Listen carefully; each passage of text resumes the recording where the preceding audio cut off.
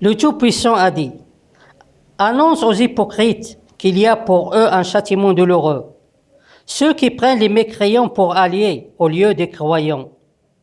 Cherchent-ils la puissance auprès d'eux, alors que la puissance appartient entièrement à Dieu?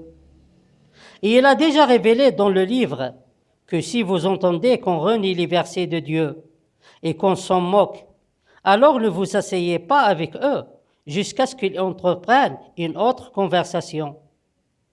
Vous êtes donc comme eux.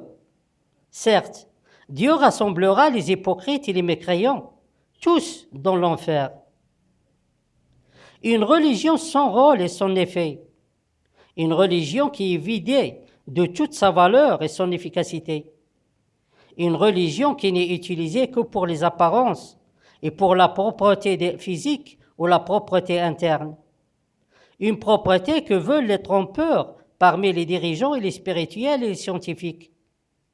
C'est ça ce que les criminels cherchent toujours à l'imposer aux gens. Ils veulent cacher le vrai sens de la religion et changer son vrai but dans notre vie, afin de traîner les gens loin du bon chemin, le chemin de Dieu Tout-Puissant. Ils donnent un faux sens à la religion et limitent son utilité. Et ils essaient d'affaiblir sa puissance en la présentant aux gens comme une connaissance incomplète et inutilisable dans presque tous les domaines. Et ceci pour obliger les gens à accepter tout ce que ces trompeurs leur offrent comme alternative. Et ainsi, ils peuvent les maîtriser et contrôler leur vie. Mais ces trompeurs n'auraient jamais réussi dans leur travail criminel sans le soutien et l'aide des imbéciles parmi les gens de la religion, qu'ils soient des hommes ou des femmes. Toutes ces personnes se sont livrées à leurs dirigeants injustes et à l'argent et aux gens de la tromperie et de la fraude. C'est-à-dire qu'ils ont rejeté la religion et ils ont aidé à cacher sa force et sa valeur.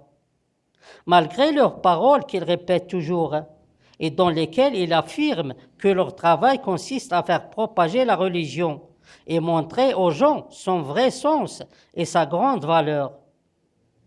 Alors pour ces religieux, hommes et femmes, et qui sont coupables de la distorsion du vrai sens de la religion, et qu'ils soient participés dans ce faux travail par ignorance ou pour gagner de l'argent ou pour n'importe quel autre objectif. Dans tous les cas, ils n'échapperont pas à la punition de Dieu Tout-Puissant.